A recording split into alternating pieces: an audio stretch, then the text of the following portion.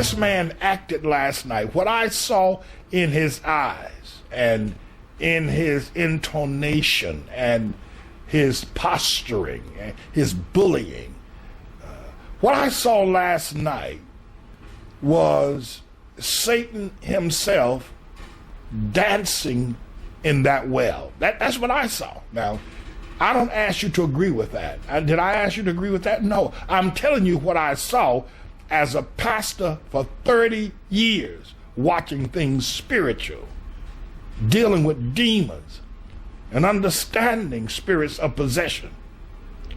This man's eyes looked like the eyes of that girl on The Exorcist years ago. When you look at his eyes from last night, it was a rainy night in hell. No doubt about it. It was a rainy night in hell. One of the things I'm concerned about, and I think that not myself, but others, maybe 10 years, 20 years, 30 years from now, should Jesus tarry, others will get together and will examine the fact that Satan was in our midst, addressed our Congress, rode on Air Force One, rode in a car called the Beast, sat in the Oval Office, enjoyed the privileges of the throne of this nation. He sat on the throne of this nation. 10 years from now, 20 years from now, 30 years from now, it'll be a foregone. Everybody will have known about it. Everybody would have identified it as Satan was on the throne of the greatest nation of the world. He flew in Air Force One. It was Satan's son. Everybody would know that. Everybody would know. Nobody knows it now. Or just a few people will accept it now. But last night, you try to get some footage if you can get the entire taping. Look at that man's eyes.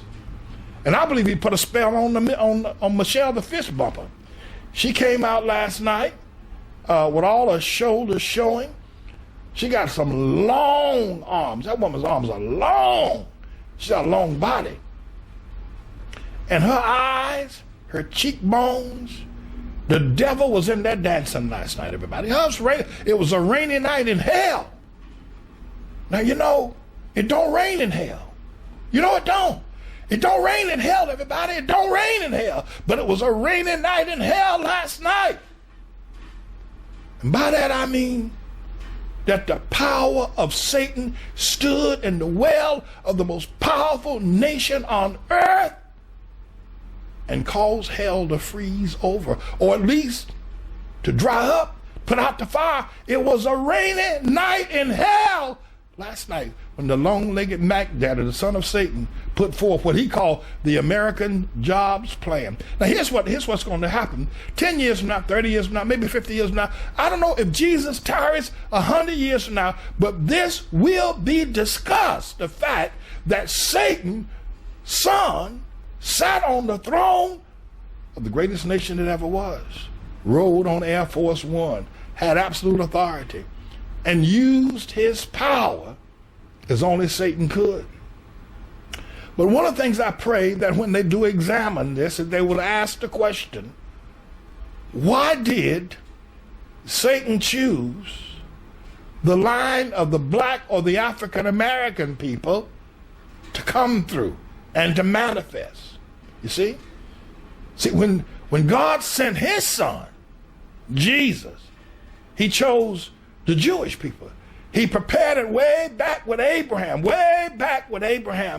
And the Chaldees caused him to get up and go to a land with which he would show him. Then they went into Egypt for slavery, and then into the promised land. And then finally Jesus sent his son through the blood of a Jew, or the Jews.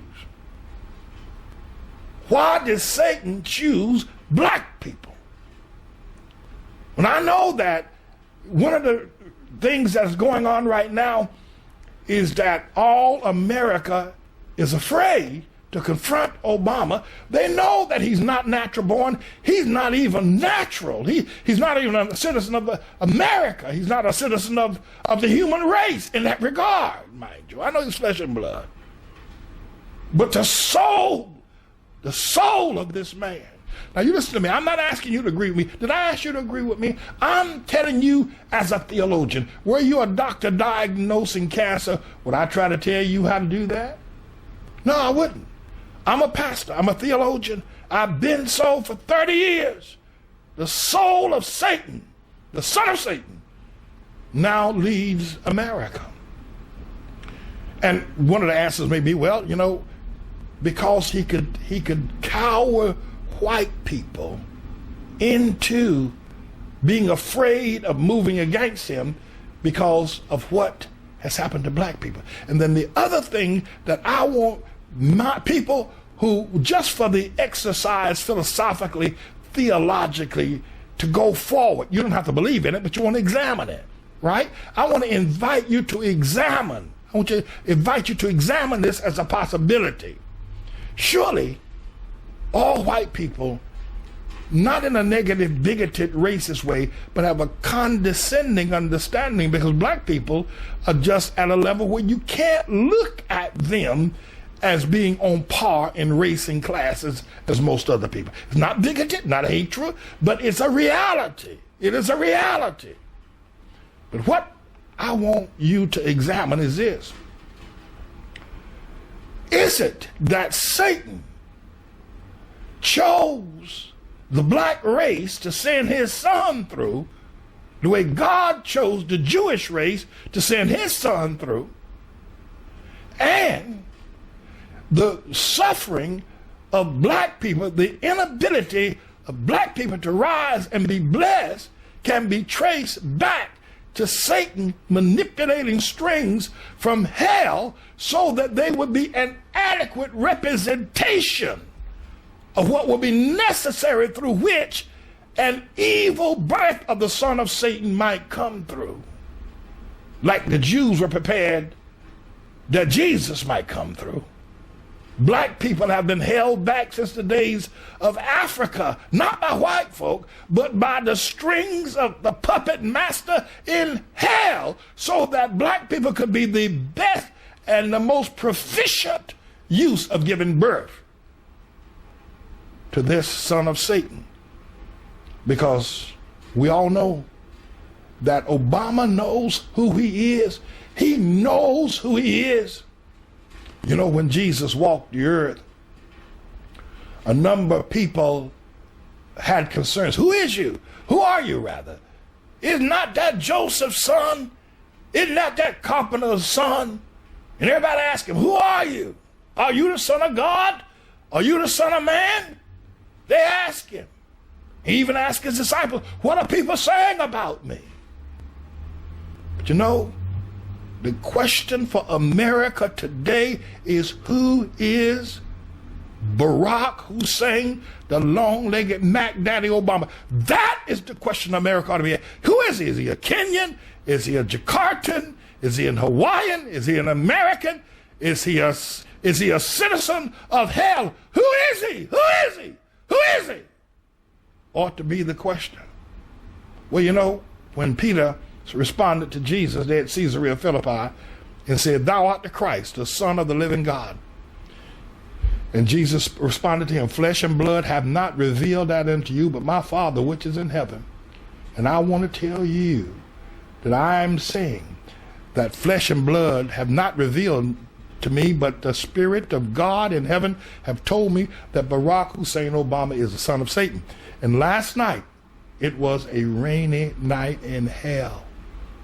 It was a rainy, it ain't supposed to rain in hell, everybody. It ain't supposed to snow in hell. It ain't supposed to flood in hell, but it was a rainy night in hell as that man stood in the well there at the House of Representatives, the joint session, and addressed the nation last night. We're in for some very difficult days. Very few people have come to really understand the times in which we're living and who it is that now sits on the throne of this nation and flies around in Air Force One. It's the son of Satan. It's the beast. He has been prophesied to come, and he is here now. I'm James David Manning, preacher, pastor.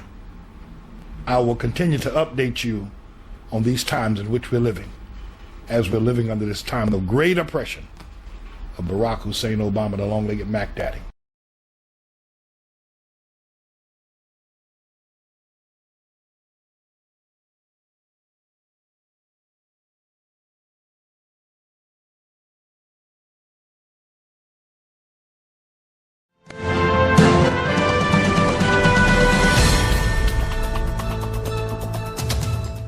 Now, my friends, I want to announce to you at this hour that Barack Hussein Obama will indeed win the presidential election should he live to that date, and unless the issue of his eligibility is raised as a national debate, he will win the 2012 election. And he will win it even if the unemployment rate skyrockets above 10% on a national average. The economy nor the unemployment rate will hinder Mr. Obama's re-election progress. And let me tell you why Mr. Obama will win the 2012 election. You need to understand that all Americans at present are afraid of this man. Oh no, they're not afraid of his physical presence, but they are afraid to make mention of his ineligibility. And they are afraid to talk about his Islamic presence and the destruction that he has brought because he's constitutionally ineligible to serve and that he is a Muslim. America is just afraid to face that issue. And what we see going on with the Republicans in terms of the budget battles and the economic strife that continues to gender and rifle through all relationships in Congress with Mr. Obama is nothing more than a masking of their fears, their sense of guilt that Mr. Obama is constitutionally ineligible. But America is deathly afraid to touch that matter. Now, the reason why Mr. Obama will win and will win handily no matter who the Republicans put up as a candidate against him, psychologically he knows that all America is afraid to confront him on the eligibility issue and on his Islamic faith. He also understands that he is now untouchable. He knows he is ineligible. He knows that he is unconstitutional. He knows that. And when he looks out on Congress or he stands before a group of Americans, he knows better than anybody else that he should never be in the office. But he also knows that America has turned into a coward and they won't confront him.